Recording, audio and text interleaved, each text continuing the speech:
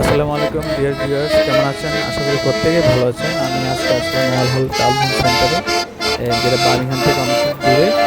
দেখতে পাচ্ছেন একটি বৃদ্ধ বয়স্ক মহিলা হারমোনিয়াম বাজাচ্ছে। এই যে দেখতে পাচ্ছেন মহল টাউন হল সেন্টারের একাংশ।